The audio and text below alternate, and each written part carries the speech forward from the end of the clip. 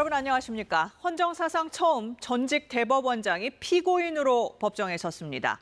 박근혜 정부 때 법원 행정처가 이른바 판사 블랙리스트를 만든 게 알려지면서 사법농단 의혹 수사로 이어졌죠. 당시 수사를 이끈 건 윤석열 서울중앙지검장 그리고 한동훈 차장검사였습니다. 재판에 넘겨진 법관이 14명인데 양 전 대법원장은 재판에 부당하게 개입한 걸 비롯해 47개 혐의로 기소됐고 재판은 300차례 가까이 열렸습니다.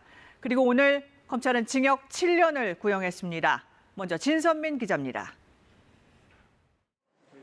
양승태 전 대법원장에게 검찰이 적용한 혐의는 모두 47개.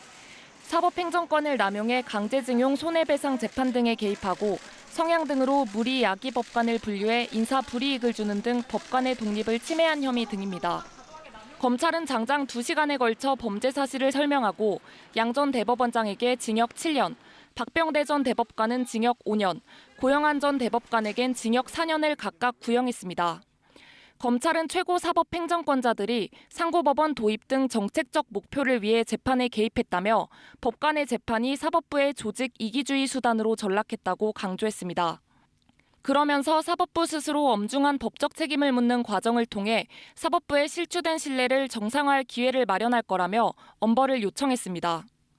양 전 대법원장은 검찰과 변호인단의 공방 내내 눈을 감고 있다가 최후 진술 기회를 얻자 작심한 듯 전현직 대통령을 겨냥해 비판을 쏟아냈습니다. 문재인 전 대통령을 향해선 사법부의 신뢰가 뿌리채 흔들렸다고 한 법원의 날 축사를 언급하면서 조지 오웰의 1984를 인용해 사법부의 미래를 장악하기 위해 사법부의 과거를 지배하려 나섰다고 직격했습니다.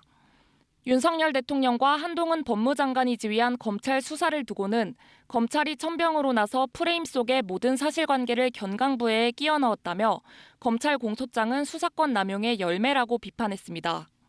양 전 대법원장은 평생 붙잡고 살아온 것이 아지랑이더냐는 시 구절을 인용하며 북받친 감정을 드러내기도 했습니다. 재판부는 석 달여 뒤인 오는 12월 22일 사법농단 의혹 사건 1심 선고를 내리겠다고 밝혔습니다. KBS 뉴스 진선민입니다. 네, 사건의 핵심은 양 전 대법원장이 의혹이 불거진 내용들을 실제 지시하거나 승인했냐는 겁니다.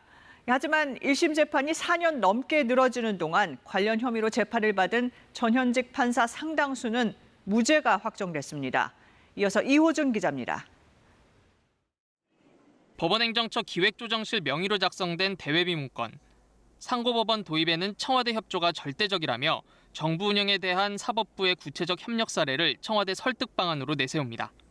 긴급조치 피해자에게 국가 손해배상을 인정하지 않은 판결과 내란 선동죄로 중형이 선고된 이석기 전 의원 사건 등입니다. 이 문건 공개로 이른바 재판거래 의혹이 불거졌습니다. 이 밖에도 이른바 무리야기 법관을 분류해 관리하고 특정 법관 모임에 와해를 시도했다는 의혹, 헌법재판소 견제를 위해 내부 정보를 빼냈다는 의혹까지 사법농단이라고 이름 붙여진 각종 의혹들의 정점에 양승태 전 대법원장이 있습니다. 양승태 전 대법원장의 일제강제징용 손해배상 사건 재판 개입, 법관 인사불이익 조치, 법관 비위 은폐 등 사건과 관련하여 양 전 대법원장이 이 모든 의혹을 어디까지 보고받고 지시하고 관여했는지가 유무죄를 가르는 핵심 쟁점입니다. 절대 다수의 법관들은 국민 여러분에게 헌신하는 마음으로 법관으로서의 사명감을 가지고 성실하게 공개하고 있음을 보고 살펴주시기 바랍니다. 지금까지 재판에 넘겨진 전현직 법관 14명 가운데 유죄를 선고받은 사람은 2명뿐. 이민걸 전 법원행정처 기조실장과 이규진 전 양형위 상임위원은 직권남용 등의 혐의로 각각 벌금 1,500만 원과 징역 1년에 집행유예 2년을 선고받았고 대법원 판결을 남겨두고 있습니다. 반면 법관 수사를 막으려 한 혐의를 받았던 신광열, 조의연, 성창호 전 부장판사는 무죄가 확정됐고 임성근 전 부장판사, 이태종 전 서울 서부지법원장 등도 무죄 확정 판결을 받았습니다. KBS 뉴스 이호준입니다. 안녕하세요. 이소정입니다. 대한민국에서 가장 정확하고 빠른 뉴스는 KBS 뉴스 채널을 구독하면 만날 수 있습니다. 뉴스 제보는 언제 어디서든 카카오톡이나 KBS 앱으로 간단히 할 수 있습니다. 시청자와 함께 KBS 뉴스를 만들어갑니다. 감사합니다.